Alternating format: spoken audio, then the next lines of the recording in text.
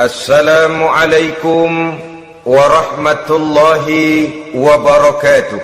Waalaikumsalam warahmatullahi wabarakatuh. Demi masa, innal insana lafi khusr, sesungguhnya manusia pasti berada di dalam kerugian. Sudah diawali dengan wawu lil qasam, sumpah, menggunakan dua huruf taukid, inna dan lamut taukid. Innal insana lafi khusr, sesungguhnya manusia benar-benar pasti berada di dalam kerugian. Tanahnya luaskah, pabriknya banyakkah, hartanya berlimpahkah, jabatannya makin tinggikah, pasti di dalam kerugian.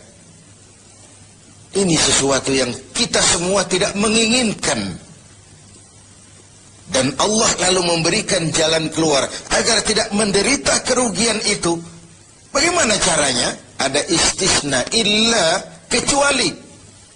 Orang-orang yang tidak akan merugi itu, pertama, illalladzina amanu. Orang yang dalam hidup ini punya iman. Jadi alangkah indahnya jabatan itu kalau jatuh di tangan orang beriman. Alangkah baiknya harta itu kalau dipegang tangan orang yang beriman. Alangkah manfaatnya ilmu pengetahuan itu kalau dipegang juga oleh tangan orang-orang yang beriman. Imanlah yang menyelamatkan manusia dari kerugian. Ada ungkapan bahwa ilmu bikin hidup jadi mudah, seni bikin hidup jadi indah, dan iman bikin hidup jadi terarah.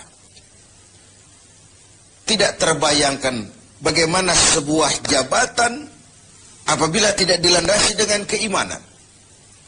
Tidak terbayangkan bagaimana nasib harta benda kalau jatuh di tangan orang yang jauh dari iman. Karena itu untuk selamat dari kerugian, nilai imanlah adanya. Tanpa nilai iman, semua akan jadi fata morgana. Hal kedua yang menyelamatkan manusia dari kerugian adalah wa'amilus shalihat. Iman tadi dibuktikan dengan amal soleh. Sebab apa? Iman adalah generator. Iman adalah power yang melahirkan energi dan menimbulkan gejala. Seseorang beriman atau tidak bisa kita lihat. Tapi bisa kita dinilai dari gejala yang ditimbulkan oleh nilai iman tadi. Dalam bentuk amal soleh.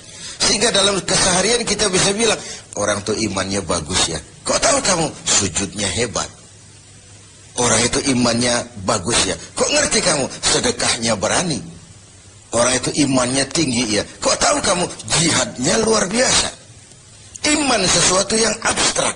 Tetapi dia menimbulkan gejala. Dan gejalanya tidak lain adalah amal yang saleh. Kalau sebuah power generator tidak menimbulkan gejala, tentu terjadi something wrong.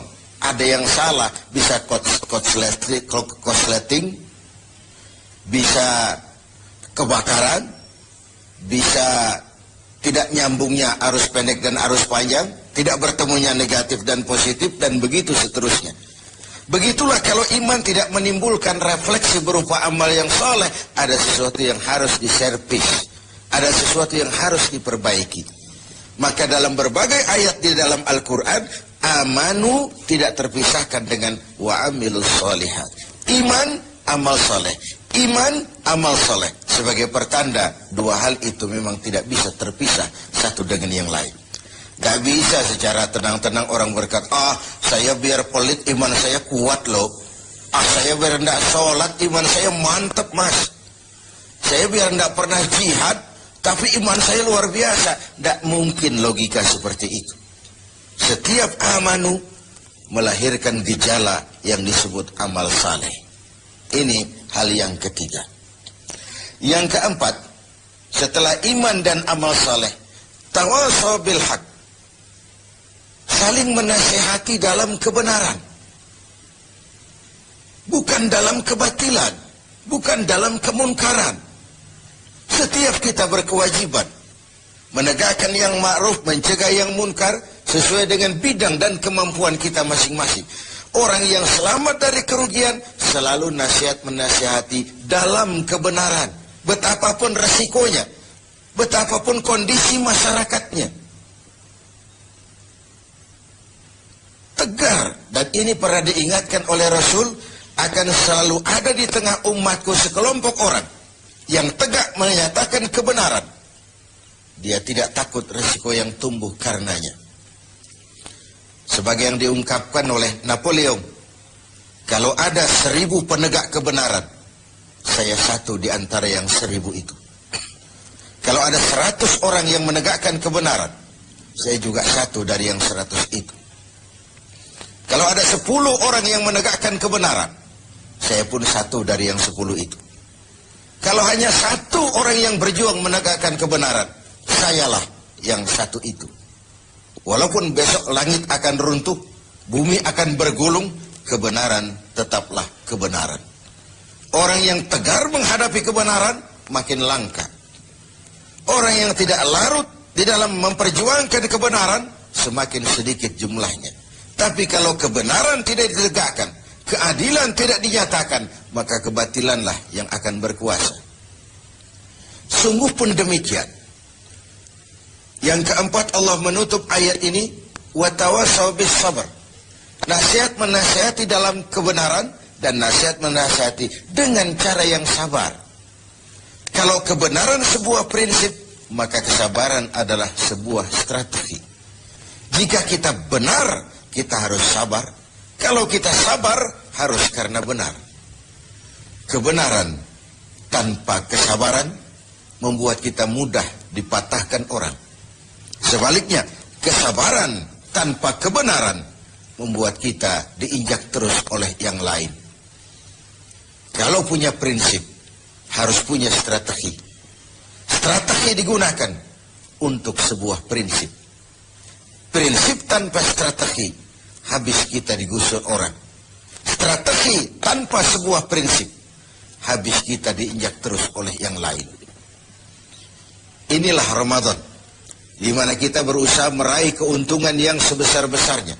Setidaknya keuntungan yang bersifat moral, dengan melakukan pendekatan-pendekatan yang intensif kepada Allah, dengan memupuk keimanan, memperbanyak amal saleh, nasihat menasihati di dalam kebenaran, dan menasihati dengan cara yang sabar, sehingga terhindarlah kita dari kerugian. Setidaknya kerugian secara moral.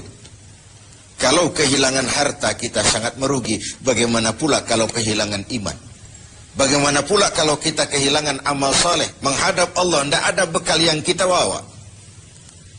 Bagaimana pula kalau kita tidak ikut tegak menegakkan kebenaran, bahkan larut dalam kebatilan, berpangku tangan terhadap ketidakadilan? Kata Nabi, as-sakitu 'alal batil syaitanun akhras. Orang yang diam dari menghadapi kebatilan, tidak berani menyuarakan kebenaran, sama dengan setan gagu. Sekali lagi, orang yang tidak mau menyuarakan kebenaran dan diam menghadapi kebatilan, oleh Nabi dikatakan syaitanun akhras, sama dengan setan yang gagu.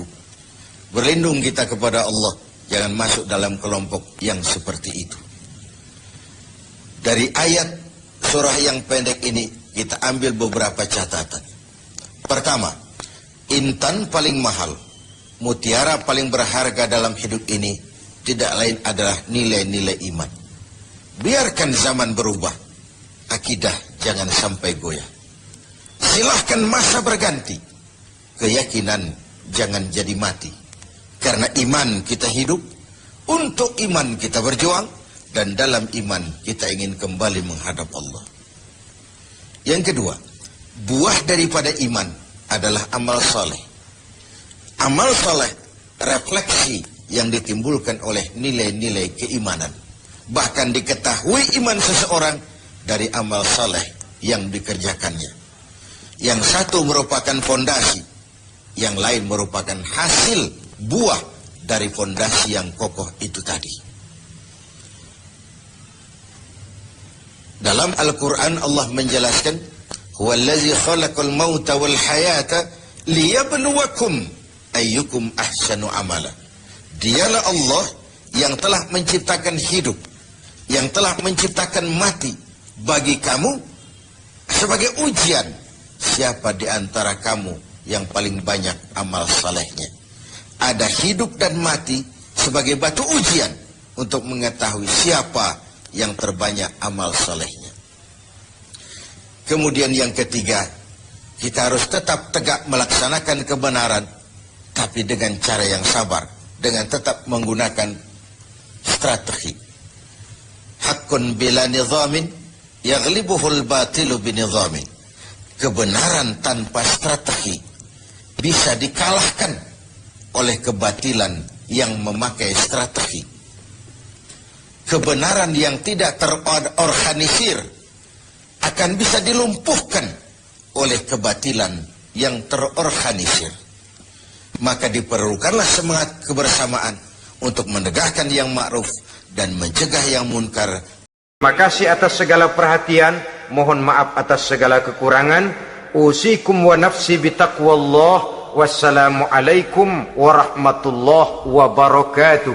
Waalaikumsalam warahmatullahi wabarakatuh.